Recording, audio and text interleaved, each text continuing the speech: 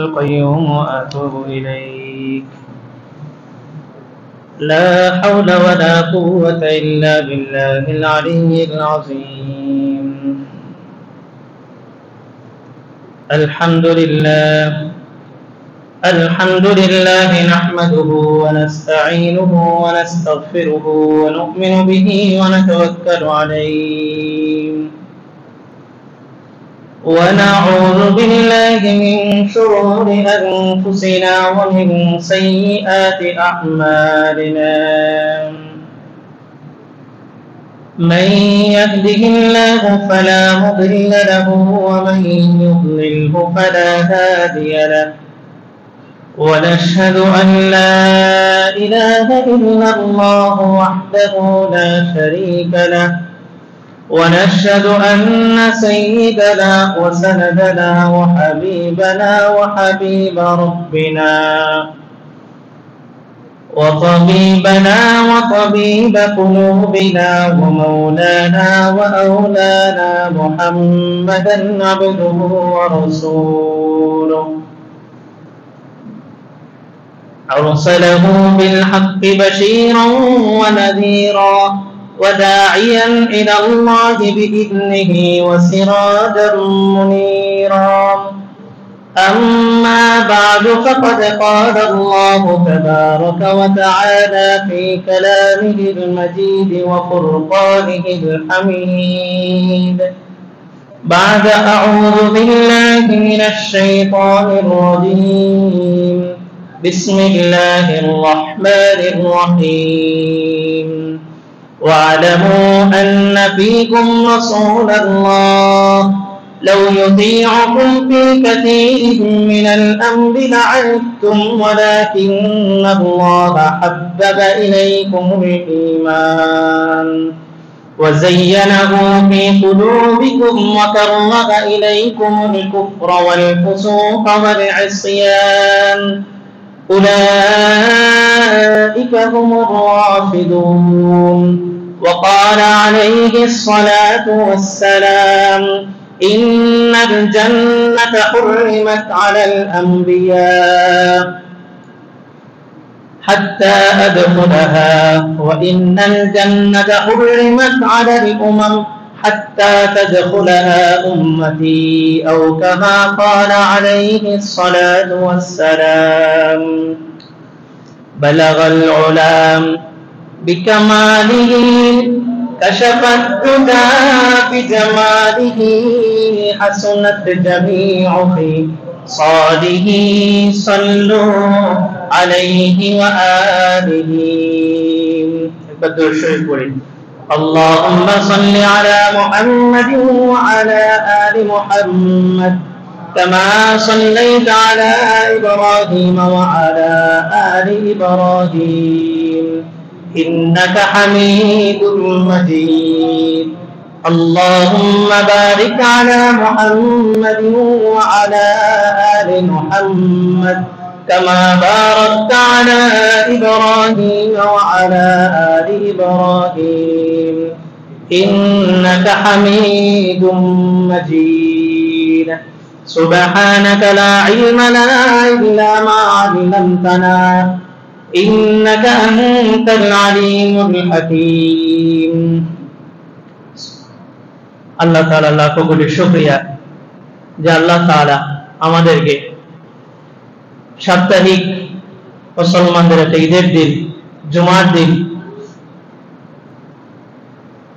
যুগের সর্বশ্রেষ্ঠ মহামানব যারা সাহাবায়ে কেরাম রিদওয়ানুল্লাহি তাআলা আলাইহিম আজমাইন, তাদের উপরে যখন কিছু কালিমা লেপন করার চেষ্টা করে, ওই সমস্ত কালিমাগুলার ইসলামী প্রতিবাদ স্বরূপ এক জায়গায় কিছু কথা বলার, কিছু কথা শোনার আল্লাহ তাআলা সুযোগ করে দিয়েছেন। এই কারণে কালিমাতুশ শুকর আদায় করে আলহামদুলিল্লাহ। আজকের ভূমিকাটা এজন্যই দেওয়া যে আজকের জুমার আলোচ্য বিষয় হচ্ছে আজমতে সাহাবা, সাহাবীদের মর্যাদা। যেই মর্যাদা আল্লাহ তাআলা নিজেও স্বীকার করছেন, রাসূলও স্বীকার করছেন, এবং সাহাবীদের যে মর্যাদাকে পরবর্তী উম্মতের জন্য ঈমান বানায় দিয়ে গেছেন। সাহাবা শব্দের অর্থ কি? as-suhbatu মূল মাদ্দা, মূল ধাতু। সুহবাতুন বলা হয় কারো সংস্রব লাভ করা, কারো সান্নিধ্য লাভ করা, কারো কাছে কিছু সময় অতিবাহিত করা। এটা হচ্ছে আবিধানিক অর্থ। পারিভাষিক অর্থে সাহাবী বলা হয় মান লাকিয়ান নবিয়্য সাল্লাল্লাহু আলাইহি ওয়াসাল্লাম মুমিনান বি ওয়া মাতা আলাল ইসলাম। ইবনে হাজার আসকালানী রাহমাতুল্লাহ আলাইহি বলেন, যেই ব্যক্তি রাসূলের সাথে সাক্ষাৎ করেছে ঈমান অবস্থায় এবং মৃত্যুবরণও করেছে ঈমানের অবস্থায়, তাকে কি বলা হয়? সাহাবী বলা হয়। এই যে নির্দিষ্ট করে দেওয়ার, মুকাইয়াদ করে দেওয়ার মূল উদ্দেশ্য হচ্ছে অনেকে রাসূলকে ঈমান অবস্থায় দেখছে কিন্তু পরবর্তীতে মুরতাদ হয়ে গেছে। অনেক মুসলমান এমন ছিল যারা রাসূলকে ঈমান অবস্থায় দেখছে কিন্তু পরবর্তীতে মুরতাদ হয়ে গেছে, বেঈমান হয়ে গেছে। তার মধ্যে মুসাইলামাতুল কাজ্জাব, সে রাসূলের এতটাই আস্থাভাজন ছিল যে রাসূলের উপরে যে ওহী নাযিল হতো সে কাতেবে ওহী ছিল, সে ওহী লিপিবদ্ধ করত। এই মুসাইলামাতুল কাজ্জাব সর্বশেষ নিজে নিজেকে নবী দাবি করছে, তাকে ওয়াহশী হত্যা করছিল। এই কারণে সাহাবী কাকে বলে? যে ঈমান অবস্থায় রাসূলকে দেখছে এবং ঈমানের উপরেই মৃত্যুবরণ করছে। ইমাম নববী রাহমাতুল্লাহ আলাইহি আরেকটু বাড়াইছেন, যে ব্যক্তি রাসূলকে দেখছে অথবা রাসূল তাকে দেখছে, যে রাসূলকে দেখছে অথবা রাসূল তাকে দেখছে। এটা বাড়ানোর উদ্দেশ্য হচ্ছে রাসূলের অনেক সাহাবী ছিল অন্ধ, তো তারা তো রাসূলকে দেখে নাই, তাহলে কি তারা সাহাবী না? তো বলে যে সাহাবীর জন্য দুইটা স্টেপ, হয় সে রাসূলকে দেখছে না হয় রাসূল তাকে দেখছে। তো যারা অন্ধ সাহাবী তারা রাসূলকে না দেখলো, রাসূল তাদেরকে দেখার কারণে তারাও সাহাবী। ইবনে হাজার আসকালানী রাহমাতুল্লাহ আলাইহি এবং ইমাম নববী রাহমাতুল্লাহ আলাইহি, যিনি মুসলিম শরীফের শরহ লিখছেন এবং পুরা জগৎ বিখ্যাত একটা কিতাব রিয়াজুস সালিহিন, আরবি হাদিসের কিতাব, যেটা বাংলা তরজমা আমাদের এই পাঠাগারের মধ্যে আছে, রিয়াজুস সালিহিন 2 খণ্ড হাদিসের কিতাব। এই দুইজনের নাম আনা মূল উদ্দেশ্য হচ্ছে হাদিস, আপনি হাদিস যাচাই বাছাই করবেন, হাদিসটার মান, হাদিসের সনদ, এই সনদটা কি সহিহ না যঈফ, এই সনদটা কি মুনকার না জাল, এটা যাচাই বাছাই করতে হইলে এই ইমাম যাদের নাম নেওয়া হইল এদের বিকল্প আপনি হাদিসের সনদ যাচাই বাছাই করতে পারবেন না। হাদিস কোনটা সনদের দিক থেকে সহিহ, কোনটা সনদের দিক থেকে যঈফ, দুর্বল, এটা কি আমি আপনি যাচাই বাছাই করতে পারবো? এটা ইমামরা লিখে গিয়ে গেছে। যে ইমামরা হাদিস যাচাই বাছাই করছেন তাদের মধ্যে অন্যতম ইবনে হাজার আসকালানী এবং ইমাম নববী রাহমাতুল্লাহ আলাইহি, যিনি মুসলিম শরীফের মধ্যে কিতাবের শরহ লিখছেন। ওনারা কি বক্তব্য বলে? যে ইত্তাফাকা আহলুস সুন্নাতি ওয়াল জামাআত ওয়া সাহাবাতু কুল্লুহুম উদুল, যে সমস্ত আহলে সুন্নাত ওয়াল জামাত, আহলে সুন্নাত ওয়াল জামাতের সবাই এই কথার উপরে ঐক্যমত পোষণ করছেন যে সাহাবাতু কুল্লুহুম উদুল, সমস্ত সাহাবী হকের মাপকাঠি। তো সমস্ত সাহাবী হকের মাপকাঠি, এটার উপরে তৎকালীন বিশ্বের সমস্ত উলামায়ে কেরাম, এখনকার না, তৎকালীন যুগের খায়রুল কুরুনের মধ্যে সবাই ঐক্যমত পোষণ করছেন, সমস্ত আলেম এটার উপরে ভোট দিয়েছেন। মাজমাউল জাওয়ায়েদের মধ্যে আরেকটু কথা বৃদ্ধি করছেন, ইল্লা শুযুযুম মিনাল মুবতাদিঈন, বলে যে সাহাবায়ে কেরাম যে হকের মাপকাঠি, সত্যের মানদণ্ড, শরীয়তের সমস্ত কিছু দিক নির্দেশক এবং অনুসৃত ব্যক্তি, অনুসৃত মানে যাদেরকে অনুসরণ করা হয়, আর যাদেরকে অনুসরণ করলে প্রকৃত সুন্নতের অনুসরণ হয় তারা হচ্ছেন কে? সাহাবায়ে কেরাম। বলে যে এই কথাটা সবাই মানছে, তবে কিছু বেদাতি মুবতাদিঈন মানে বেদাতি, ইল্লা শুযুযুম মিনাল মুবতাদিঈন, কিছু বেদাতি লোক এই কথাটাকে স্বীকৃতি এখনো পর্যন্ত দেয় নাই। ওই যুগেও দেয় নাই, এই যুগেও দিতেছে না। তাহলে সাহাবায়ে কেরাম হকের মাপকাঠি, এই কথার উপরে আহলে সুন্নাত ওয়াল জামাত এক হইছেন। এবার আসেন, আহলে সুন্নাত ওয়াল জামাতের আকীদা হচ্ছে সাহাবায়ে কেরাম কুল্লুহুম উদুল, সবাই হকের মাপকাঠি। আপনাকে যদি জিজ্ঞেস করা হয় আপনি আকীদাগত দিক থেকে তাদেরকে অনুসরণ করেন, আপনার আকীদা কি, বিশ্বাস কি, তা আপনি বলবেন আমি আহলে সুন্নাত ওয়াল জামাত। আমরা তো এটাই বলি। আমরা আহলে সুন্নাত ওয়াল জামাতের আকীদা বিশ্বাস লালন করি। তো মজার বিষয় হচ্ছে যারা সাহাবীদের দোষটি ধরেন ওনারাও একই কথা দাবি করেন, আমরা আহলে সুন্নাত ওয়াল জামাতের আকীদা লালন করি। আহলে সুন্নাত ওয়াল জামাত এই শব্দটা একটা পরিভাষা, কিন্তু এটার অনেক বড় একটা তাৎপর্য আছে। কি তাৎপর্য? বলে যে আহলে সুন্নাত ওয়াল জামাত এই বিশ্বাসের মতাদর্শের লোকেরাই জান্নাতে যাবে, আর কোন দলের লোকেরা জান্নাতে যেতে পারবে না। এই কারণে আপনার আমল মূল ফ্যাক্টর না, আমল মূল বিষয় না, মূল বিষয় হচ্ছে আপনার আকীদা। আপনার আকীদার মধ্যে সমস্যা, কিন্তু আপনি সারা জীবন ভালো কাজ করে গেছেন, এটা করে গেছেন, ওটা করে গেছেন, কিন্তু আপনি জান্নাতে সুঘ্রাণ পাবেন। চাচা আবু তালেব মক্কার খাদেম ছিল। রাসূল মৃত্যুর সময় বারবার পিড়ে করতেছিলেন, তালকিন দিতেছিলেন, চাচা আপনি বলেন লা ইলাহা ইল্লাল্লাহ মুহাম্মাদুর রাসূলুল্লাহ, আমি আপনার জন্য কাল হাশরের মাঠে সুপারিশ করব। চাচা আপনি আমার কানে কানে বলেন, কাউকে বলার দরকার নেই, কেউ শুনবে না। কিন্তু চাচা আব্দুল মুত্তালিব বলেন নাই। রাসূলকে জিজ্ঞাসা করা হয়েছে, রাসূল আপনার চাচা এত এত খেদমত করছে, এই খেদমতগুলোর প্রতিদান স্বরূপ তাকে আখিরাতে কি দেওয়া হবে? তো বলে যে আখিরাতের মুআমালা হচ্ছে আমল আর ঈমান, ঈমান এবং আমলে সালেহ, এর বাহিরে কে কার কি পরিচয় এগুলা জানার কোনো সুযোগ নাই। ফাতেমা রাদিয়াল্লাহু তাআলা আনহাকে কবরে যখন নামাইছে, আবু যর গিফারি রাদিয়াল্লাহু তাআলা আনহু বলেন, কবরকে প্রশ্ন করা হয়েছে, ইয়া আইয়ুহাল কবর আতাদরি মাল্লাতী জিতি বিহা ইলাইক, তুমি কি জানো তোমার কাছে কাকে আনা হয়েছে? হাদিহি বিনতু রাসূলিল্লাহ সাল্লাল্লাহু আলাইহি ওয়াসাল্লাম, রাসূলের মেয়ে, রাসূলের কন্যা, সাইয়্যিদাতু নিসাই আহলিল জান্নাহ, জান্নাতের সর্দারনী, জান্নাতে সমস্ত রমণীদের সর্দারনী হবে। ওয়া সাইয়্যিদাতু নিসাই আহলিল জান্নাহ ওয়া উম্মুল হাসান ওয়াল হুসাইন। কবর থেকে আওয়াজ আসছে, আমি অন্ধকারের ঘর, আমাকে আলোকিত করতে হলে আমল লাগবে। আমি ঈমান এবং আমল চিনি, রাসূলের বেটিকেও চিনি না, জান্নাতের সর্দারনীকেও চিনি না। তো সেখানে আপনার আমল নির্বাচন হবে আপনার ঈমান এবং আমল দেখে, আপনি কার পরিচয়, রাসূলের চাচা, এটা দেখার সেখানে সুযোগ হবে না। তবে রাসূল বলছেন আমার সুপারিশে আমি আল্লাহর কাছে সুপারিশ করব। এই কারণে আবু তালেব আমার চাচাকে আখিরাতের সমস্ত শাস্তির মধ্যে সবচেয়ে নিম্নমানের শাস্তি যেটা সেটা দেওয়া হবে। রাসূলকে সাহাবায়ে কেরাম জিজ্ঞেস করলেন এই শাস্তিটা কি? বলে যে আমার চাচা আবু তালেবকে জাহান্নামের একটা বুট, জাহান্নামের একটা জুতা, জাহান্নামের একটা শু পরানো হবে। এই শুর তাপমাত্রা এতটাই থাকবে যেটা পায়ে দেওয়ার সাথে সাথে মাথার মগজ পর্যন্ত টকটক করতে থাকবে, এত গরম থেকে।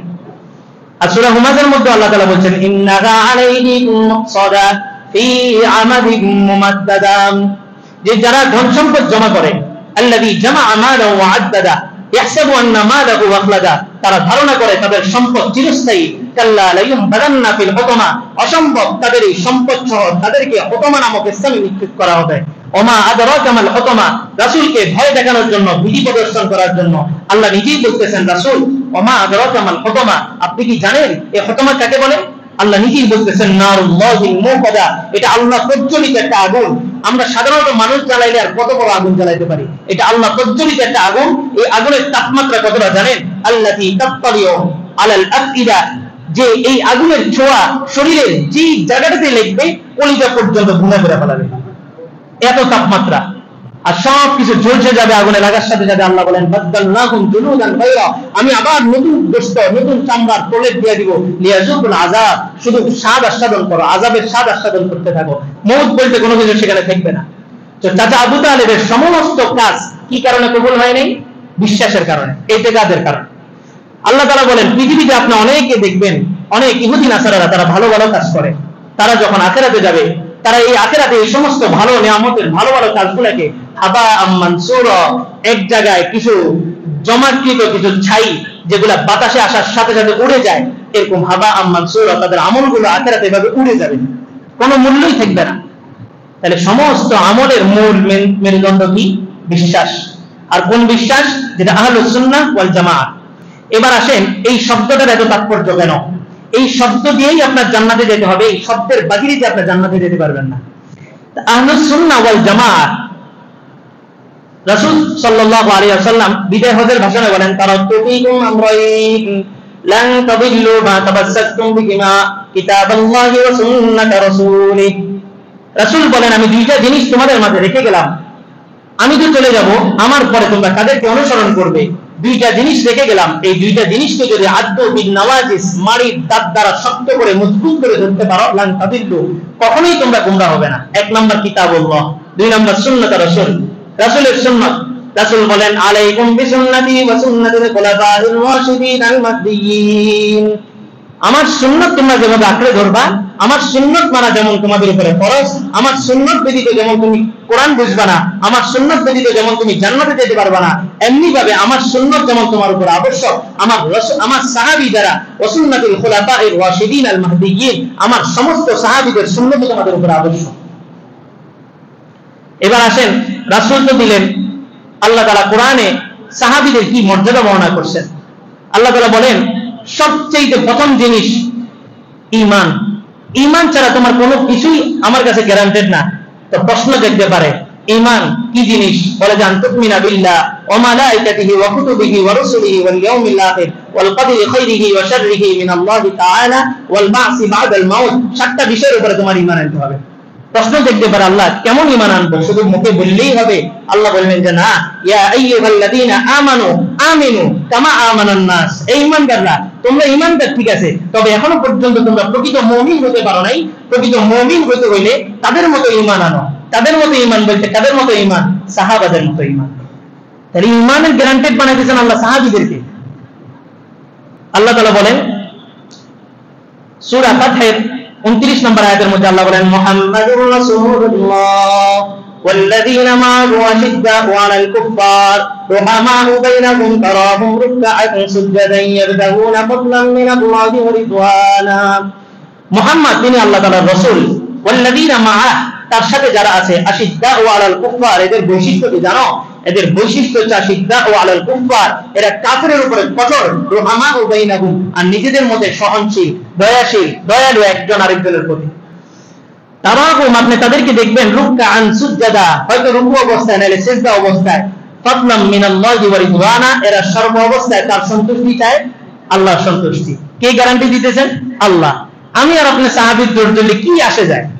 আল্লাহ গ্যারান্টি দিতেছেন তারা আল্লাহর সন্তুষ্টি চায়। সীমাহুম ফি উজুহিহিম মিন আতারিস সুজুদ, তাদের নিদর্শন তাদের কপালের মধ্যে সিজদার প্রভাব দেখা দিবে, সিজদার দাগ থাকবে। যালিকা মাতালুহুম ফিত তাওরাতি ওয়া মাতালুহুম ফিল ইনজিল, তোমার কাছে মনে হতে পারে রাসূল আসার পরে এই লোকগুলাকে রাসূল নিজের মতো করে বানাইছে, জাহিলি একটা যুগকে সোনালী যুগে পরিণত করছে। তোমার কাছে মনে হতে পারে রাসূল আসার পরে এটা হইছে, না, এটা রাসূল আসার আগে থেকে। যালিকা মাতালুহুম ফিত তাওরাত ওয়া মাতালুহুম ফিল ইনজিল, এই সাহাবীদের দৃষ্টান্ত তো আমি তাওরাত, ইনজিল, জাবুরের মধ্যে দিয়ে আসছি। একটা হাদিস আব্দুল্লাহ ইবনে মাসউদ রাদিয়াল্লাহু তাআলা আনহু বলেন ইন্নাল্লাহা নাযারা ফি কুলুবিল ইবাদ, আল্লাহ তাআলা রূহ জগতের সমস্ত বান্দাদের কলবের দিকে আল্লাহ তাআলা দৃষ্টি দিলেন। তাদের মধ্যে খিয়ারুল কুলুবি মুহাম্মাদুর রাসূলুল্লাহ সাল্লাল্লাহু আলাইহি ওয়াসাল্লাম, সমস্ত আত্মাগুলোর মধ্যে, সমস্ত রূহগুলোর মধ্যে আল্লাহ তাআলা মুহাম্মদ সাল্লাল্লাহু আলাইহি ওয়াসাল্লামের রূহটাকে সবচেয়ে ভালো পাইলেন। এই কারণেই ইস্তাবা নবিয়ান ওয়া রাসূলা, এই কারণে আল্লাহর রাসূলকে আল্লাহ তাআলা নবী এবং রাসূল হিসেবে নির্বাচন করলেন। রাসূল বলেন আনা আতকাকুম, আমি তোমাদের মধ্যে সবচেয়ে বেশি আল্লাহ তাআলাকে ভয় করি। এরপর হাদিসের শেষের অংশে বলেন ইন্নাল্লাহা নাযারা ফি কুলুবিল ইবাদ বাদা কুলুবি মুহাম্মদ, মুহাম্মদুর রাসূলুল্লাহর কলবের পরে আল্লাহ তাআলা আবার সমস্ত কলবগুলোর দিকে আবার দৃষ্টিপাত করলেন। আল্লাহ তাআলা তখন খিয়ারুল কুলুবি সাহাবা, সাহাবীদের কলবকে আল্লাহ তাআলা সবচেয়ে উত্তম পেলেন। আর এই সমস্ত কলবের মানুষগুলোকে আল্লাহ তাআলা নবীর যুগে পাঠাইছেন। শুধু নবীর যুগে পাঠান নাই, নবীর যুগে পাঠায় নবীর সোহবতে না ধন্য করে এদেরকে সাহাবী বানায় দিয়েছেন। নবীর যুগে তো আবু জাহেল ছিল, আবু লাহাব ছিল। আল্লাহ তাআলা এই কলবগুলার হায়াতকাল, মেয়াদকাল, সময়টাকে রাসূলের সময়ের সাথে ফিট করছেন। শুধু রাসূলের সময়ের সাথে ফিট করেন নাই, এই সময়টার মধ্যে আইনা রাসূলের সোহবতে আইনা এদেরকে ধন্য করে এদেরকে সার্টিফিকেট দিয়ে দিয়েছেন। আল্লাহ তাআলা আরেক আয়াতে বলেন ওয়ালামু আন্না ফীকুম রাসূলুল্লাহ, তোমরা জেনে রাখো আন্না ফীকুম রাসূলুল্লাহ, তোমাদের মধ্যে একজন রাসূল আছে। লাউ ইউতিউকুম ফী কাসীরিন মিনাল আমরি লাআনিতুম, তোমরা যদি রাসূলের আরো বেশি বেশি আনুগত্য, আরো বেশি বেশি জিনিস চাও, এটা চাও ওইটা চাও, লাআনিতুম, তোমরা এটা সহ্য করতে পারবে না। তোমরা এত কিছু চাওয়ার দরকার নাই। আল্লাহ নিজে গ্যারান্টি দিতেছেন ওয়ালাকিন্নাল্লাহা হাব্বাবা ইলাইকুমুল ঈমান, আমি আল্লাহ তোমাদের দিলের মধ্যে ঈমানকে পছন্দনীয় বস্তু বানায় দিয়েছি। সুবহানাল্লাহ। আল্লাহ গ্যারান্টি দিতেছেন সাহাবীদের দিলের মধ্যে আল্লাহ তাআলা ঈমানকে পছন্দনীয় বানায় দিয়েছেন। এই কারণে ওনারা সমস্ত তাগুতি শক্তির সামনে নিজের বাবা হোক মা হোক সবকিছুকে বিসর্জন দিয়েছেন আল্লাহ তাআলার দ্বীন তাওহীদের উপরে। তাওহীদের সামনে কোনো কিছুকে কম্প্রোমাইজ করেন নাই, ওনাদের দিলের মধ্যে এটাই ঢুকায় দেওয়া হয়েছে। ওমর গেছেন সিরিয়া বিজয়ের পরে, ওমরকে বলা হয়েছে কি চাও, রাজত্ব চাও, রাজত্ব দিব, কি চাও, নারী চাও, নারী দিব। তো সাহাবীদের দিলের মধ্যে আল্লাহ তাআলা বলতেছেন আমি তাদের দিলের মধ্যে ঈমানটাকে পছন্দনীয় বানায় দিয়েছি। ওয়াযায়্যানাহু ফি কুলুবিকুম, শুধু পছন্দনীয় বানাই নাই, এদের প্রত্যেকের দিলকে আমি ঈমানের নূরে নূরান্বিত করে দিয়েছি। ওয়া কাররাহা ইলাইকুমুল কুফরা ওয়াল ফুসুকা ওয়াল ইসয়ান, যে তিনটা জিনিস মানুষের ঈমান আমলকে ধ্বংস করবে, কুফরি, পাপাচার, ইসয়ান, গুনাহ, এই তিনটা জিনিস এই সাহাবীদের দিলের মধ্যে আমি এটার ঘৃণা বসায় দিয়েছি। আল্লাহ গ্যারান্টি দিতেছেন সাহাবীদের ব্যাপারে। আমি কিভাবে সাহাবীদের ব্যাপারে কথা বলি, কিভাবে এই দুঃসাহস প্রদর্শন করি, কিভাবে সাহাবীদের ভুল ধরার পিছনে আমার সমস্ত ইলম, সমস্ত সময় সবকিছুকে বাজি লাগায় দিই। এখন ইলম বাজি লাগানো হয়েছে সাহাবীদের ভুল ধরার জন্য। ওনার যত গবেষণা, কি গবেষণা করতেছেন, আমি গবেষণা করে বের করতেছি কোন কোন সাহাবী কোন কোন জায়গায় ভুল করছে। আল্লাহু আকবার। আল্লাহ বলতেছেন উলাইকা হুমুর রাশিদুন, জেনে রাখো এরাই পথ প্রদর্শক, এরাই সঠিক পথের মধ্যে আছে। ফাদলাম মিনাল্লাহি ওয়া নি'মা, আল্লাহ বলেন এই যে সাহাবীদেরকে যে আমি এতগুলা জিনিস করছি, এগুলা সবগুলা আমার পক্ষ থেকে একটা মেহেরবানি, একটা নিয়ামত। এবার আসেন সাহাবীদেরকে আল্লাহ তাআলা সবচেয়ে শ্রেষ্ঠত্ব দিয়েছেন আমাদের সবার উপরে। একটা আয়াত বলি, তারপর একটা কোরআনের একটা হাদিস বলবো।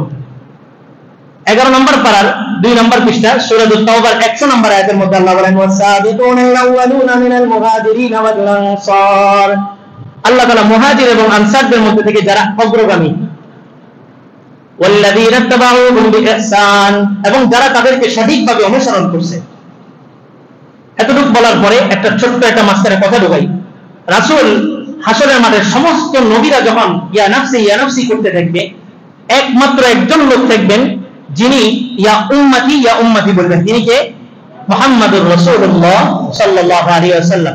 তাফসীরি কিতাবের মধ্যে আসছে রাসূলের এত পাওয়ার কোথা থেকে আসে যে ওই দিন সূর্য থাকবে মানুষের এক বিগত করে, সমস্ত মানুষকে ওঠানো হবে, ইউবাসুন নাস হুফাতান উরাতা, সমস্ত মানুষকে তার কবর থেকে উঠানো হবে নগ্ন উলঙ্গ অবস্থায়।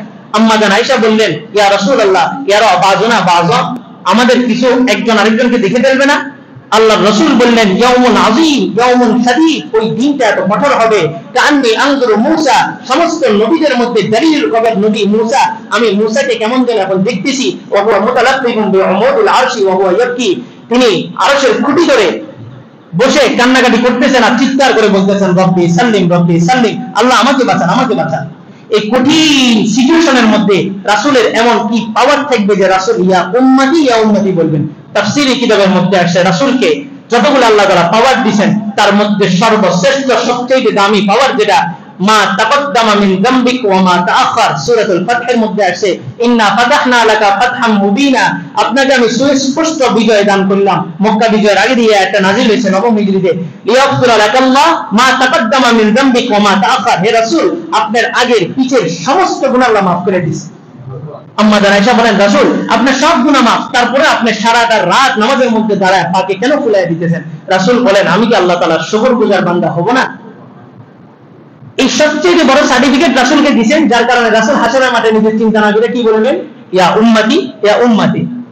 আসেন যেই সার্টিফিকেট রাসূলকে দেওয়ার কারণে রাসূল পুরো হাসরের মাঠের মধ্যে ইয়া উম্মতি বলবেন, সেই সার্টিফিকেট আল্লাহ তাআলা সাহাবীদেরকে দিয়ে দিবেন। আল্লাহ তাআলা বলেন ওয়াল্লাযীনা তাবাউহুম বিইহসান, যারা মুহাজির এবং আনসারদের মধ্যে থেকে সৎ কাজের অনুসরণ করবে, আল্লাহ বলেন রাদিয়াল্লাহু আনহুম ওয়া রাদু আন।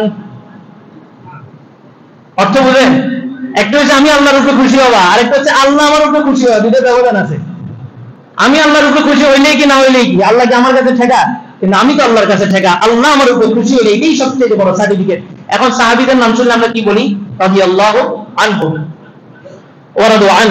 আল্লাহ বলেন যে রাদিয়াল্লাহু আনহু ওয়া রাদু আন, তারা শুধু আল্লাহর উপরে সন্তুষ্ট হয় নাই, আল্লাহ নিজেও তাদের উপরে সন্তুষ্ট হয়ে গেছে।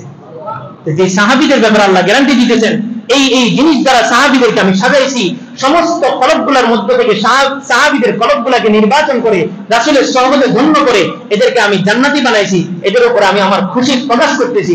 আর আজকে 1450 বছর পরে এসে ওই সাহাবীদের বিরুদ্ধে আমি কলম ধরতেছি, কত বড় দুঃসাহস আমার! আল্লাহ বলেন জান্নাত দিব, আ'আদ্দা লাহুম জান্নাত, তাদের জন্য যে জান্নাত তৈরি করছি, তাজরি তাহতাহাল আনহার, যে জান্নাতের নিচে দিয়ে নহর প্রবাহিত হবে। তাফসীরের সকালের মজলিসের মতো বলছিলাম যে আল্লাহ তাআলা জান্নাতের বিভিন্ন নাজনেমাদের মধ্য থেকে নদী নালা এগুলোর কথা কেন বলছেন, বাগবাগিচার কথা কেন বলছেন?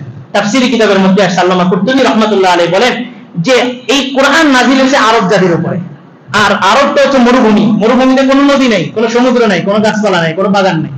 আমাদের চোখের সামনে তো গাছপালার অভাব নেই, আর একটু বৃষ্টি হলে আলহামদুলিল্লাহ আমাদের বাংলাদেশের রাস্তাগুলো নদী হয়ে যায়। আমরা এগুলা দেখে দেখে অভ্যস্ত, বরঞ্চ নদীটা এখন আমাদের কাছে বিরক্ত হয়ে গেছে, খাল বিল সব ডোবায় ভর্তি। সদর হাসপাতাল মসজিদে কত কিছুদিন আগে নিচতলায় নামাজই পড়তে পারে না সোনার বাংলাদেশ। পরশুরাম বিভিন্ন অঞ্চলগুলোতে কারেন্টই নেই, কারেন্ট না থাকার কারণে কোরবানি দিতে পারে নাই। আর আমি আগের দিন রাত্রেবেলা আরেকটা সময় আসতেছি, দেখলাম যে এই গাড়ি ঠিক করে এই শহরের সমস্ত লাইট গুলো ঠিক করা হইতেছে, লাইটিং সাজসজ্জা, মাথা পিছু কত হাজার টাকা ঋণ হয়ে রয়েছে, আর এখন এই সাজসজ্জা দিয়ে বাংলাদেশকে সোনার বাংলাদেশ বানানো হইতেছে। তো আরব জাতির কাছে নদী নালা এগুলো ছিল না, বাগবাগিচা এগুলো ছিল না, এটা তাদের কাছে স্বপ্নের মতো ছিল। এই কারণে আল্লাহ তাআলা জান্নাতের সমস্ত নিয়ামতের মধ্য থেকে জান্নাতের নিচে যে নহর জারি করবেন, বাগবাগিচা দিবেন, এটাই বিশেষভাবে উল্লেখ করছেন। আল্লাহ বলেন খালিদিনা ফিহা আবাদা, এই জান্নাতের মধ্যে তারা চিরস্থায়ী হবে, সব সময় থাকবে। যালিকাল ফাউজুল আযীম, আল্লাহ বলেন যে এটাই হচ্ছে চূড়ান্ত সফলতা। তো তারা সফল হয়ে গেছে, আল্লাহ সফলতার গ্যারান্টি দিতেছে। আপনি কেন সাহাবীদের বিরুদ্ধে কলম করতেছেন? এবার আসেন আরেক আয়াতে, সূরা আনফালের মধ্যে আল্লাহ তাআলা বলেন ইয়া আইয়ুহান নাবিয়্যু হাসবুকাল্লাহু ওয়া মান ইত্তাবা'আকা মিনাল মুমিনিন, যে হে নবী আপনার জন্য যেমন আপনার রব যথেষ্ট হয়ে গেছে, আপনার সাহাবীদের জন্য আপনার রব যথেষ্ট। নবীকে বলতেছে নবী আপনি যেখানে যান আপনার রব আপনার সাথে আছে, হাসবুকাল্লাহ, সব জায়গায় আপনার রব আপনার জন্য যথেষ্ট। ওয়া মান ইত্তাবা'আকা মিনাল মুমিনিন, এবং মুমিনদের মধ্য থেকে যারা আপনার অনুসরণ করে তাদের জন্য তাদের আল্লাহ যথেষ্ট হয়ে গেছে। তাহলে মুমিনদের মধ্য থেকে রাসূলকে কারা অনুসরণ করছেন? সাহাবায়ে কেরাম। রাসূলকে সরাসরি অনুসরণ করছেন কারা? সাহাবায়ে কেরাম। আমরা কি সরাসরি? আমরা তো সরাসরি না, আমরা অনেক দূরে।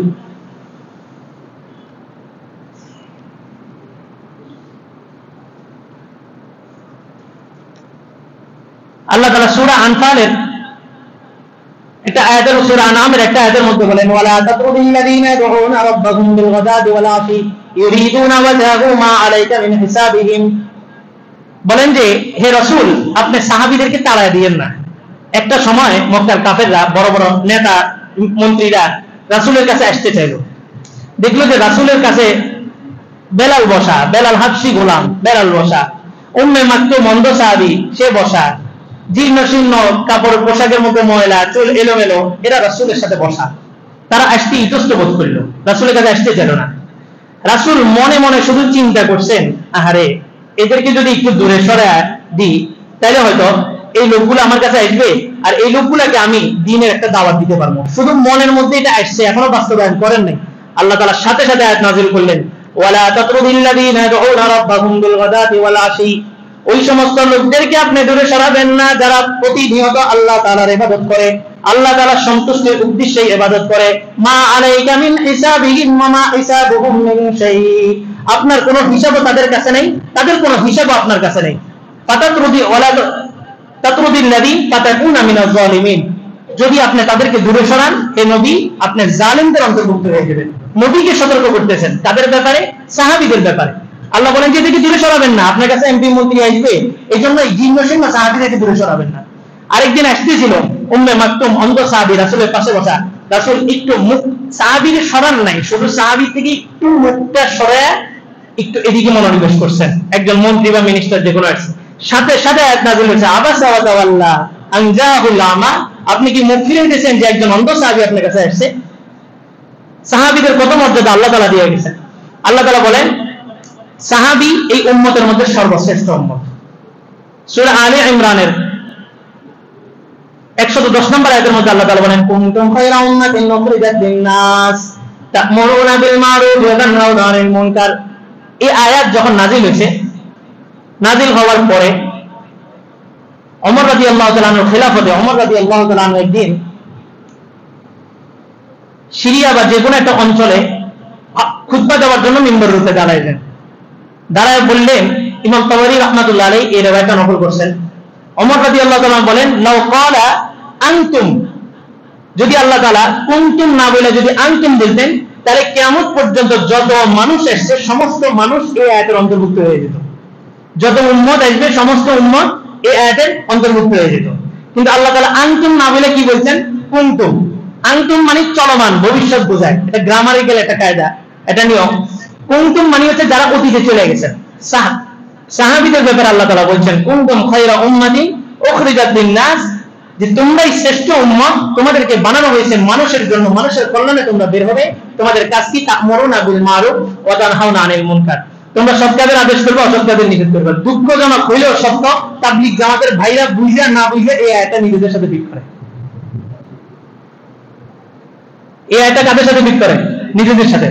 বলে যে আল্লাহ তাবলীগের ব্যাপারে কি বলছে জানেন? কুনতুম খায়রা উম্মাতিন, তোমরা মানুষের কল্যাণে বের হও, তোমাদেরকে বানানো হয়েছে মানুষের কল্যাণের জন্য। অথচ ওমর রাদিয়াল্লাহু তাআলা বলেন যে যদি আল্লাহ যদি লাউ কুনতুম খায়রা উম্মাতিন না বলে যদি বলতেন আনতুম, কুনতুম মানে যারা চলে গেছে, অতীত, কানা, মাজির জন্য ব্যবহার হয়। আর আনতুম মানে চলমান, তোমরা সর্বশ্রেষ্ঠ উম্মত আনতুম, তাহলে পৃথিবীতে কিয়ামত পর্যন্ত যত মানুষ আসবে সমস্ত মানুষ এই আয়াতের অন্তর্ভুক্ত হয়ে যেত। তাহলে আমি যদি বলতাম যে হ্যাঁ আল্লাহ তাআলা এই আয়াতটা তাবলীগী ভাইদের জন্য আনছে, তাও ঠিক খেত। জামাত ইসলামের ভাইরা যদি বলতো আমাদের জন্য আনছে, তাও ঠিক খেত। চরমনের লোকেরা যদি বলতো আমাদের জন্য আনছে, তাও ঠিক খেত। কিন্তু ওমর রাদিয়াল্লাহু তাআলা বলেন আল্লাহ লাউ ক্বালা আল্লাহু আনতুম বিমাকানি কুনতুম, আল্লাহ যদি কুনতুমের জায়গায় আনতুম বলতেন, কিন্তু আল্লাহ তাআলা তো আনতুম বলেন নাই, আল্লাহ কুনতুম বলছেন। কুনতুম শব্দ দ্বারা আল্লাহ তাআলা শুধুমাত্র সাহাবীদেরকে খাস করছেন, অন্য কেউ এটা অন্তর্ভুক্ত না। আর কাজ তো বিদা, তা'মুরুনা বিল মারুফ ওয়া তানহাউনা আনিল মুনকার, আমি খালি করি সৎ কাজের আদেশ, আসেন ভাই নামাজে আসেন, আসেন ভাই এটা করেন ওটা করেন, সৎ কাজের আদেশ করি, অসৎ কাজের নিষেধ, তানহাউনা আনিল মুনকার, এটা তো আমার দ্বারা হয় না। তাহলে আমি এই আয়াতের অন্তর্ভুক্ত হই কিভাবে? তো এই আয়াতের মধ্যে আল্লাহ তাআলা বলেন কুনতুম খায়রা উম্মাহ, তাহলে আমরা কি শ্রেষ্ঠ উম্মত না? আমরা শ্রেষ্ঠ উম্মত। রাসূলের একটা হাদিস, রাসূল বলেন ইন্নাল জান্নাতা হুররিমাত আলাল আমবিয়াই কুল্লাহ, নিশ্চয়ই জান্নাত সমস্ত নবীদের উপরে হারাম, সমস্ত নবীদের উপরে জান্নাতে প্রবেশ করা হারাম, হাত্তা আদখুলাহা, যতক্ষণ পর্যন্ত আমি নবী জান্নাতে প্রবেশ না করব। ওয়া ইন্নাল জান্নাতা হুররিমাত আলাল উমাম, সমস্ত উম্মতের উপরে জান্নাতে প্রবেশ করা হারাম হবে, হাত্তা তাদখুলাহা উম্মতি, যতক্ষণ পর্যন্ত আমার উম্মত জান্নাতে প্রবেশ না করবে। এই কারণে আমরা সমস্ত উম্মতের মধ্যে থেকে আমরা শ্রেষ্ঠ। আর আমাদের মধ্যে রাসূলের উম্মতের মধ্যে আমাদের চাইতে কে শ্রেষ্ঠ? সাহাবায়ে কেরাম। আব্দুল্লাহ ইবনে মাসউদের একটা রিওয়ায়াত, যেটা আমরা খুতবার মধ্যেও পড়ি, আল্লাহ রাসূল বলেন খায়রুল কুরুনি করনি সুম্মাল্লাযীনা ইয়ালুনাহুম সুম্মাল্লাযীনা ইয়ালুনাহুম, রাসূল তিনটা যুগের ব্যাপারে সুসংবাদ দিয়েছেন যে সবচেয়ে শ্রেষ্ঠ যুগ আমার, খায়রুল কুরুনি করনি, সবচেয়ে শ্রেষ্ঠ যুগ আমার যুগ। আর রাসূলের যুগে কারা ছিলেন? সাহাবায়ে কেরাম রাদিয়াল্লাহু আনহুম। ওয়া খায়রুল কুরুনি করনি সুম্মাল্লাযীনা ইয়ালুনাহুম, এরপরে যে যুগটা আসবে সেটা শ্রেষ্ঠ। এরপরে যুগ কারা? তাবিঈ। তাবিঈ কাদেরকে বলে? যারা সাহাবীদেরকে দেখছে। রাসূল বলেন সুম্মাল্লাযীনা ইয়ালুনাহুম, এরপরে যে তৃতীয় নম্বর যুগটা আসবে সেটাও শ্রেষ্ঠ। সেটা কারা? তাবিঈ। তাবিঈ মানে যারা সাহাবীদেরকে দেখছে, আর তাবিঈ বলা হয় যারা তাবিঈদেরকে দেখছে। তাহলে এই তিনটা যুগের ব্যাপারে রাসূল সুসংবাদ দিয়ে গেলেন। আল্লাহ মসজিদের জন্য যে যেটা দান করবেন একটু হাতে নেন। আমি ছোট্ট একটা কথা বলি, এই কথাটার প্রেক্ষিতে আপনারা দানটা করবেন। একটা মাসালা হইল, যখন কোন একটা বস্তু, সেক্রেটারি সাহেব একটু সময় দেন, তাহলে আর একটু বেশি হইব, অল্প একটু 1 মিনিট। যখন কোনো পণ্য আপনি কারো কাছ থেকে কিনলেন, শরীয়তের মাসালা হচ্ছে যখন আপনি কারো কাছ থেকে কোনো পণ্য নিছেন, পণ্যটার ভিতরে যদি কোনো আইব, কোনো দোষ দেখা দেয়, তাহলে এই পণ্যটা ফেরত দেওয়ার সিস্টেম আছে। কথার কথা, আমি 10টা টুপি নিছি, 10টা টুপির মধ্যে একটা টুপিতে একটু সমস্যা আছে, এই সমস্যার কারণে আমি বেচা কিনাটাকে স্থগিত করতে পারবো, বাইয়ে ইকালা বলা হয়। আর যেই ব্যক্তি এই কাজটা করবে আল্লাহ তাআলা তাকে এটার বিনিময়ে জান্নাত দান করবে। তাহলে আমি চাইলে এই বেচা কিনাটাকে স্থগিত করে 10টা টুপি ফেরত দিয়া আবার টাকাটা ফেরত নিতে পারি। এটা হচ্ছে শরীয়তের মাসালা। করা যাবে না কোনটা? যে আমি 10টা টুপির মধ্যে একটা টুপি খারাপ দেখছি, ওই একটা টুপি ফেরত দিব, 9টা টুপি রাখবো, এই কাজটা করা যাবে না। এই কাজটা করা যাবে না। ইবাদত কবুল হওয়ার ক্ষেত্রেও আল্লাহ তাআলার কাছে একই প্রসেসিং। আল্লাহ তাআলা যখন ইবাদত কবুল করেন তখন সবাইকে একসাথে করেন, আর যখন করেন না কারোটাই করেন না। মূল বিষয়টা কি? মূল ঘটনা হচ্ছে জামাতের সাথে নামাজ পড়ার একটা ফজিলত। এক হাদিসের ব্যাখ্যার মধ্যে আসছে যে জামাতের সাথে নামাজ পড়লে ওই নামাজটা কবুল হওয়ার ব্যাপারে কোনো সন্দেহ থাকে না। বিষয়টা কি? আমরা যখন সবাই নামাজ পড়ি, আমাদের সবাই নামাজ এক মসজিদের এক ইমামের সমস্ত মুসল্লির নামাজ আল্লাহর দরবারে একসাথে উঠে। তাহলে যেই সিস্টেমটা আল্লাহ তাআলা আমাদেরকে দিয়েছেন ওই সিস্টেমটা তো অবশ্যই আল্লাহ তাআলাও মানবেন। তা আল্লাহ তাআলা কি করেন, ওই কিছু কিছু মানুষ আছে যাদের নামাজ কবুল হয়েছে, বাকি অধিকাংশ মানুষের নামাজ কবুল হয়নি। তা আল্লাহ তাআলা যখন গ্রহণ করেন সবাই নামাজটা কবুল হিসেবেই গ্রহণ করেন, আর যখন ফেরত দেন তখন সবাই নামাজটা কবুল হয় নাই বলেই ফেরত দেন। আর সবার মধ্য থেকে একজন না একজন মানুষের নামাজ অবশ্যই আল্লাহর দরবারে কবুল হয়। আল্লাহ তাআলা লা তুবতিলু আমালাকুম, আল্লাহ তাআলা মানুষের আমল, ইন্নাল্লাহা লা ইউযায়িউ সালাত, আল্লাহ তাআলা বান্দার নামাজকে নষ্ট করেন না। এই কথাটা বলার মূল উদ্দেশ্য হচ্ছে এখন একটা দান করবেন সবাই। এই দানটা কবুল হয়েছে কি হয়নি এতদিন আপনাদের সন্দেহ ছিল। আজকে এই হাদিসের ব্যাখ্যা অনুযায়ী আর যে দানটা সবাই সমষ্টিগতভাবে করে এই দানটা কবুল হওয়ার ব্যাপারে কোনো সন্দেহ নাই। অর্থাৎ আল্লাহ তাআলা হয়তো আপনার কোনো কারণে আপনার দানটা কবুল না হওয়ার হলেও ওই যে সমষ্টিগতভাবে আল্লাহ তাআলা যে দানটা কবুল করবেন এই উসিলায় আপনার দানটা কি করবেন, আল্লাহ তাআলা কবুল করে নেবেন। দেন মুক্ত হস্তে মসজিদের জন্য যে যেটা দান করার সাধ্য অনুযায়ী দান করবেন।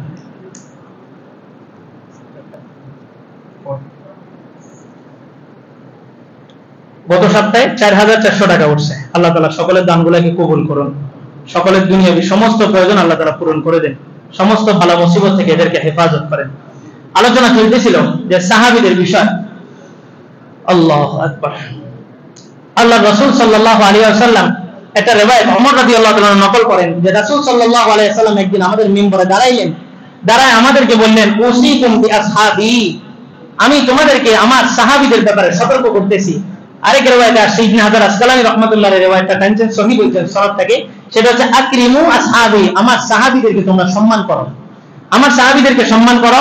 তাইন্না আসহাবি খিয়ারুকুম, কারণ আমার সাহাবীরা তোমাদের মধ্যে সবচেয়ে শ্রেষ্ঠ। আরেকদিন আল্লাহ রাসূল সাল্লাল্লাহু আলাইহি ওয়াসাল্লাম ঈশার নামাজের আগে বের হলেন, বের হয়ে দেখলেন যে কিছু সাহাবী মসজিদের মধ্যে বসা। বললেন যে তোমরা এখানে কতক্ষণ থেকে বসা আছো, মাযালতুম, তোমরা কতক্ষণ ধরে আছো? তারা বলল যে নাহনু নুসাল্লি মাআকাল মাগরিব ওয়া নাহনু উরিদু আন নুসাল্লি মাআকাল ইশা, আমরা আপনার সাথে মাগরিব পড়ছি এবং আমরা চাইতেছি আমরা আপনার সাথে ইশার নামাজ পর্যন্ত পড়বো থাকবো। রাসূল বললেন আহসানতুম, তোমরা ভালো কাজ করছো। আসমানের দিকে তাকায় বললেন এই আসমানের যতগুলো নক্ষত্র আছে এই নক্ষত্রগুলো আসমানের জন্য আমানত, আসমানের জন্য হেফাজতকারী, আর আমার উম্মতের জন্য আমার সাহাবীরা হচ্ছে নক্ষত্রের মতো উম্মতের হেফাজতকারী। যখন সাহাবায়ে কেরাম চলে যাবে, সাহাবীদের যুগগুলো পার হয়ে যাবে, তখন উম্মতের উপরে যেটা ফয়সালা হওয়ার সেটা চলে আসবে। রাসূল বলেন যেদিন এই নক্ষত্রগুলো থাকবে না তখন আসমানের উপরে যে ফয়সালা আল্লাহ তাআলা নির্ধারিত করে রাখেন ওই ফয়সালা সংগঠিত হয়ে যাবে। সেটা কি? আসমান বিদীর্ণ হয়ে কিয়ামতের আলামত নিদর্শন শুরু হয়ে যাবে। এই উম্মতের মধ্যে সাহাবায়ে কেরাম এখন নাই, এখন তাদের দোষগুলো না ধইরা সাহাবায়ে কেরাম যেহেতু নাই আমাদের হেফাজতকারীও কেউ নাই। আমরা এখন দোয়া করা যে আল্লাহ তাআলা যেন আমাদেরকে ঈমানের উপরে খাতমা বিল খায়র করেন, আমাদেরকে যেন ঈমানের সাথে মওত নসিব করেন। আল্লাহু আকবার। সামনে মুহররম মাস আসতেছে, জিলহজ মাস তো শেষের দিকে। মুহররম মাসের লম্বা আলোচনায় আসবে সাহাবীদের বিষয়, বিশেষ করে হযরত ইমাম মুআবিয়া রাদিয়াল্লাহু তাআলা আনহু, তকি ওসমানী, জাস্টিস তকি ওসমানী রাহমাতুল্লাহ, তকি ওসমানী দামাত বারকাতুহু একটা কিতাব লিখছেন, আমাদের বাংলাদেশের আদিল সাহেব হুজুর দামাত বারকাতুহু আবু বকর মির্জা সাহেব ওটা তরজমা করেছেন বাংলা। ইতিহাসের কাঠগড়ায় হযরত মুআবিয়া, আমির মুআবিয়া, বইটা পড়ে নেবেন, সংগ্রহ করবেন। তো মুহররম মাসে এমনি সাহাবীদের ফজিলত সম্পর্কে আসবে, সাহাবীদের অবস্থা সম্পর্কে আসবে, মুহররমের কারবালার ঘটনা আসবে। আর বর্তমান প্রেক্ষাপটটা এমন ভাবে সাজানো হয়ে গেছে যে এখন সাহাবীদের আলোচনা এমনি অটোমেটিক চলে আসে। বিষয়টা কি? বিষয়টা খোলাখুলি ভাবে বললে আরো সুন্দর হয়।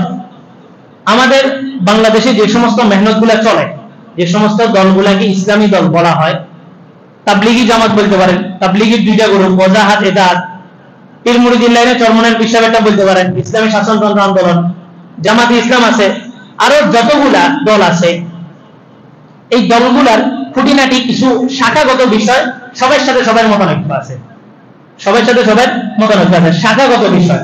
মৌলিক আহলে সুন্নাত ওয়াল জামাতের আকীদার ভিতরে কারো কোনো দ্বিমত নেই, শাখাগত কিছু দ্বিমত আছে। জামাতে ইসলাম বাংলাদেশের একটা দল, শুধু বাংলাদেশ না, এটা ভারত উপমহাদেশের মধ্যে ছড়ানো, এবং এটার প্রতিষ্ঠাতা মাওলানা গোলাম আহমদ মওদুদী রাহমাতুল্লাহ আলাইহি, এটার প্রতিষ্ঠাতা। ওনাকে অনেকে মাওলানা বলতে চায় না, ওনার নামের সাথে অনেকে মাওলানা বলতে চায় না, এটা বেয়াদবি, জঘন্যতম একটা বেয়াদবি।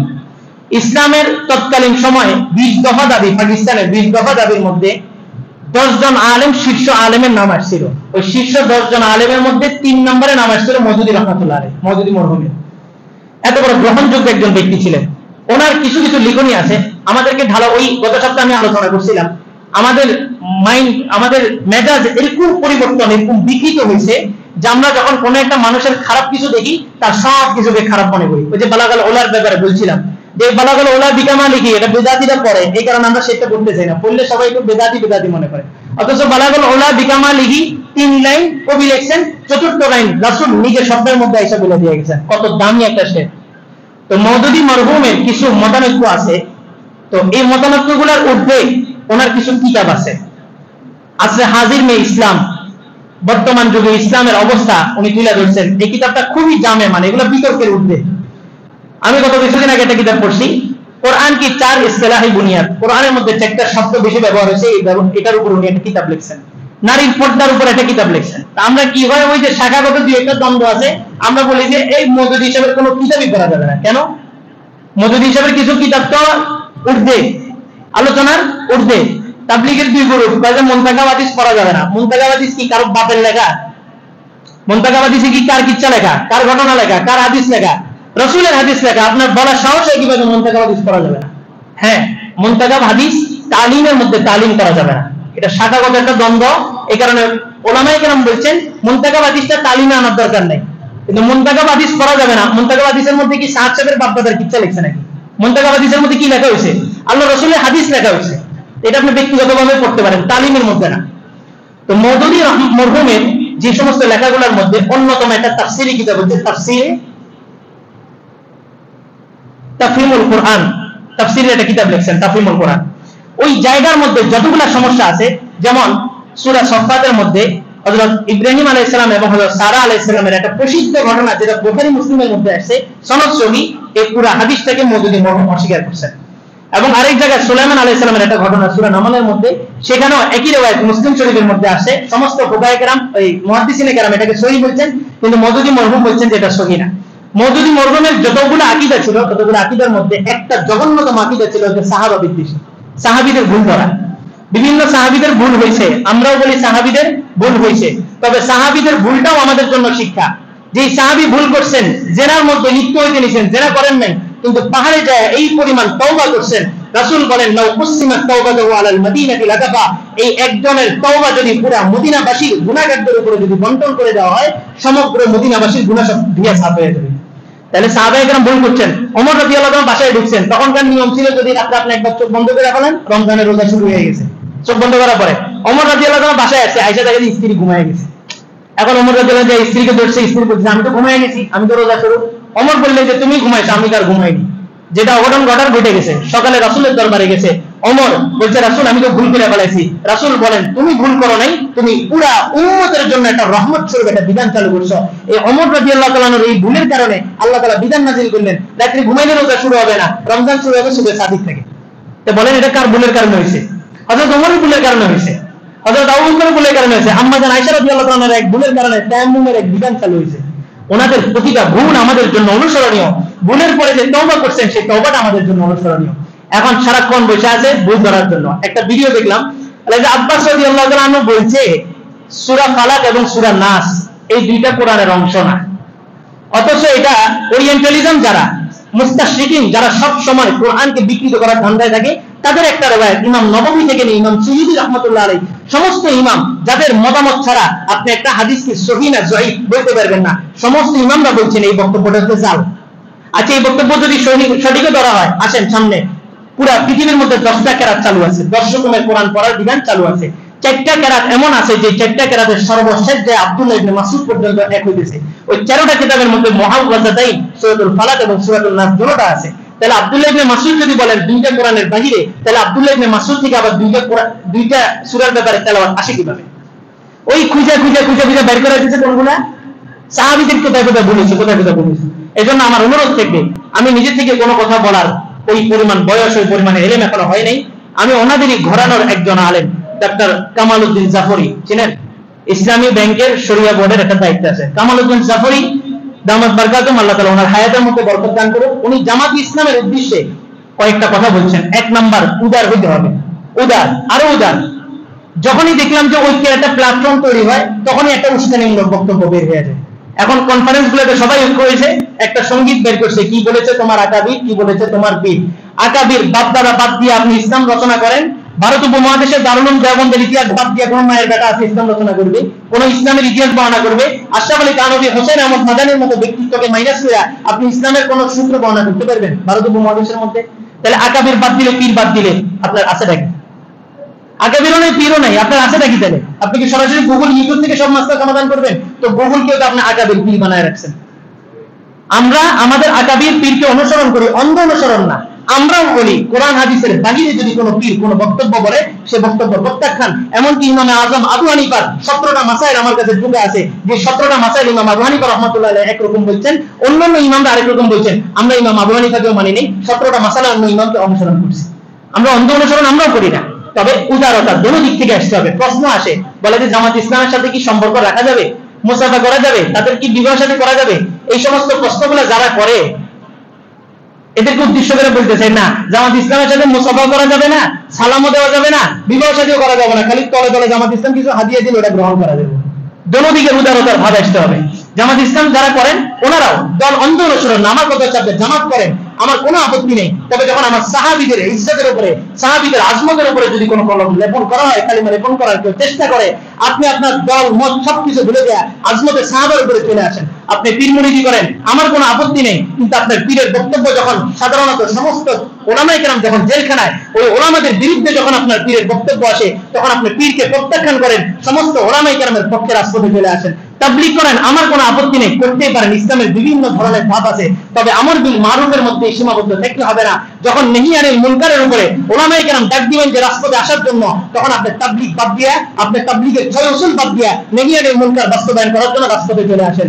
মাদ্রাসার ছাত্ররা মাদ্রাসায় আছেন, মাদ্রাসার খিদমত করেন, কোনো আপত্তি নেই, করতেই পারেন। এটাও ইসলামের একটা খিদমত। তবে আকাবিরদের অন্ধ অনুসরণ করে এই হেফাজতে ইসলামের পক্ষ থেকে যে শুকরানা মাহফিল ইসলাম বহির্ভূত একটা কাজ করা হয়েছে, সেখানে আপনাদের যাওয়াটা উচিত হয়নি।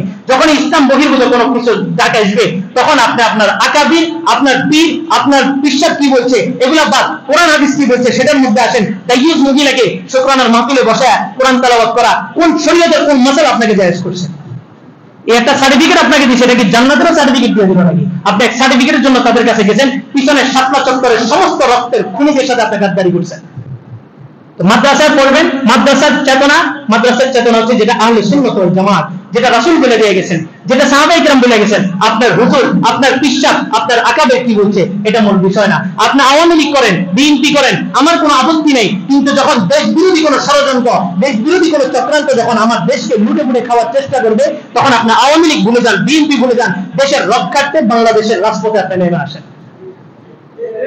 বাংলাদেশের চতুর্দিক থেকে যখন আপনার সবকিছু দখল করতেছে, তখন আপনি নিজেকে পরিচয় দিতেছেন। আল্লাহ নিজে বলেন এই শাখাগত বিভিন্ন দল মতে তোমাদেরকে আমি বিভক্ত করছি, মোট উদ্দেশ্য হচ্ছে নিতা আরফু, তোমরা যাতে একজন একজনকে চিনতে পারো। ভাই কি করেন? জামাত করি। ও আচ্ছা, আপনি জামাতের করবেন, আপনি কি করেন? আমি তাবলীগ। আপনি কি করেন? আমি চরমনে। আপনি কি করেন? আমি আওয়ামী লীগ, বিএনপি। এগুলো হচ্ছে পরিচয়। ইন্না আকরামাকুম ইনদাল্লাহি আতকাকুম, সবচেয়ে দামি, সবচেয়ে গ্রহণযোগ্য ব্যক্তি আল্লাহর কাছে যার তাকওয়া আছে। এই সমস্ত পরিচয় তো কিছু না। আপনি সব কিছুর পরিচয় বহন করেন, আমার কোনো আপত্তি নেই। ইসলামের বিভিন্ন দিক আছে। তবে যখন আমার সাহাবীদের আজমতের উপরে কথা আসবে, যখন পীর সাহেব শরীয়ত বিরোধী কোনো কথা বলবে, যখন আপনার আকাবের আপনাকে সার্টিফিকেট দেওয়ার নামে কোনো দাইয়ুস মহিলার স্টেজের মধ্যে আপনাকে যেতে বলবে, তখন আপনি সব কিছুকে প্রত্যাখ্যান করে আমার দ্বীন, শরীয়ত, আমার ইসলাম, আমার রাসূল কি বলছে ওটার উপরে চলে আসেন। আকাবের আমাদের দলিল না, পীর আমাদের দলিল না। পীর কি বলছে এটা না।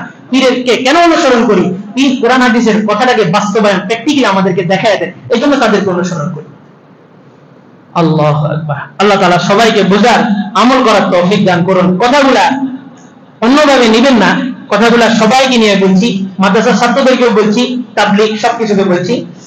জামাত ইসলামের কামালউদ্দিন জাফরি সাহেব 4টা কথা বলছেন। 1 নম্বর হচ্ছে উদার হতে হবে। কওমি আলিয়া এই ঘেরানাটা জামাত ইসলাম থেকে যথেষ্ট পরিমাণ দূরত্ব বজায় রাখছে। এই দলটাকে একসাথে করে জামাত ইসলামকে আগাইতে হবে। উনি বলছেন হাটাজারিতে যখন আন্দোলন হয়েছে, হাটাজারিতে যখন আক্রমণ করা হয়েছে জামাত ইসলামের পক্ষ থেকে, কামালউদ্দিন জাফরি সাহেবের বক্তব্যটাই আমি নকল করতেছি, আমার থেকে এক কথা বাড়ায় বলতেছি না।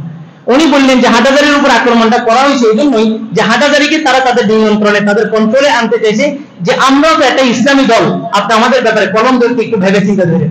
তবে পদ্ধতিটা সুন্দর হয়নি। কামালউদ্দিন জাফরি সাহেব বলেন এই পদ্ধতিটা সুন্দর হয়নি। তা আমাদেরকেও দোনো দিকের কওমিদেরকেও উদারতা আসতে হবে। এই সমস্ত প্রশ্নগুলো অবান্তর। আপনি ইহুদি নাসারাদের দোকান থেকে এটা কিনেন, ওটা কিনেন। আপনি মুসলমান, আপনার দোকানের মধ্যে এখনো কোকা কোলার অ্যাডভার্টাইজ চলে, এত দিন পর্যন্ত আপনি ঈমানকে স্যাক্রিফাইস করতে, সবাই স্যাক্রিফাইস করে দিন ইসলামের ভিতরে, দিন শুরুকে কাটছাট করে ওই তাগুতকেও খুশি রাখে, ইসরায়েলকেও খুশি রাখে, সবাইকে খুশি রাখে, কি কোন জিনিসটা স্যাক্রিফাইস করে? ইসলামকে স্যাক্রিফাইস করে। অথচ ইসলাম থাকবে উপরে, আপনার সবকিছু ব্যবসা বাণিজ্য সবকিছুর মধ্যে স্যাক্রিফাইস হবে। আপনি কোকা-কোলার এক ডলারটা ছুড়ে দেন, কি হবে? আপনার ব্যবসা কত টাকা লস হবে? ঈমান তো হেফাজত হবে। আপনি সেটাকে ধরে রাখছেন আর মানুষকে বলেন এগুলো তো এখনো চলে, এগুলো এখনো চলে, ওই জন্য আপনি এটা ধরে রাখছেন, আপনার ঈমান চলেনি, ঈমান তো শেষ। তো যেই দলে আছেন, যে দলে করেন, এটা একটা পরিচয়। আলেমদেরকে নিজেদের মধ্যে ভিড়াবেন। এখন প্রশ্ন দেখতে পারে, হুজুর আপনি কি করেন? আমি আমার ছোট্ট একটা নজরিয়া, সাইদ আহমদ পালনপুরি রহমতুল্লাহ আলাইহি কওমি মাদ্রাসায় যারা পড়ে, যোগ্য আলেম যোগ্য ফকি হতে গেলে সাইদ আহমদ পালনপুরি রহমতুল্লাহ আলাইহির কিতাব ছাড়া কোনো ফকি হতে পারবে না। এত বড় একজন জগৎ বিখ্যাত আলেম দারুল দেওবন্দের, ওনাকে একদিন ক্লাসের মধ্যে জিজ্ঞেস করা হয়েছে, ওস্তাদ আপনি কি করেন? তাবলীগ করেন না কি করেন? সাইদ আহমদ পালনপুরি রহমতুল্লাহ জগৎ বিখ্যাত কিংবদন্তি এক শব্দ উচ্চারণ করছেন, ওই মতাদর্শ ওই আদর্শই আমি লালন করি। সাইদ আহমদ পালনপুরি রহমতুল্লাহ আলাইহি বলছেন, আলেম এই শব্দটা দিবেন আল্লাহর রাসূল। আলেম এটা একটা ব্র্যান্ড, আলেম এটা কি ব্র্যান্ড। আলেম যখন তাবলীগের সাথে জড়িত হবে, এটা কি আলেম? তাবলীগী আলেম। এটা কি আলেম? তাবলীগী আলেম। আলেম যখন পীর মুরিদের লাইনে জড়িত হবে, তখন সে কি আলেম? পীরওয়ালি আলেম। আলেম যখন জামাতি ইসলামের সাথে জড়িত হবে, তখন সে কি আলেম? জামাতি আলেম। আলেম যখন সরকারের বিভিন্ন মাসালায় যখন সরকারি দরবারের পক্ষে ফতোয়া দিবে, তখন কি আলেম? সরকারি আলেম, দরবারি আলেম। তো সাইদ আহমদ পালনপুরি রহমতুল্লাহ আলাইহি বলেন, আলেমের স্বতন্ত্র প্ল্যাটফর্ম থাকবে। আলেম তার প্ল্যাটফর্ম থেকে খানকাও পরিচালনা করবে, তাবলীগও পরিচালনা করবে, জিহাদও পরিচালনা করবে, শরীয়তের সমস্ত মাসালা সেখান থেকে বর্ণনা করবে। আলেম থাকতে হবে স্বতন্ত্র প্ল্যাটফর্ম। এই যে বলেন হেফাজত আর ওয়াজাহাত আর ইতাতের মধ্যে যে দ্বন্দ্বটা হয়েছে, পুরা বিশ্বের সমস্ত, বাংলাদেশের সমস্ত মানুষ যে ওয়াজাহাতিদের পক্ষে আছে, হেফাজতের আলেমরা যদি তাবলীগে জড়িত হতো, তাদের মসনদ ছেড়ে দিয়া, যদি ছেড়ে দিয়া সারা জীবনে যদি তাবলীগ করতো, এটা কথা মানুষ নিত না। মানুষ চিন্তা করলো ওলামায়ে কেরাম ফতোয়া দিয়েছে, তার মানে আসলে এটা সঠিক, ওলামায়ে কেরাম তো তাবলীগের সাথে জড়িত না। তো ওলামায়ে কেরাম থাকবে স্বতন্ত্র, আর আলেমদেরকেও রাখার চেষ্টা করবেন স্বতন্ত্র। উনি ইমাম, বাস, ওনার কোনো দলের প্রয়োজন নেই, উনি আমাদের ইমাম, আর আমরা সবাই হচ্ছে মুসল্লি। মসজিদের বাইরে আমি জামাত, বিএনপি, আওয়ামী লীগ সবকিছু হতে পারি, কিন্তু মসজিদের ভিতরে যখন ঢুকছি, এক আল্লাহর গোলামি করার জন্য ঢুকছি, আমার ব্যক্তিগত পরিচয় মসজিদের ভিতরে চলবে না। আল্লাহ তাআলা আমাদের সকলকে বোঝা আমল করার তৌফিক দান করুন। যারা কবলার জুমা যারা সুন্নাত পড়েনি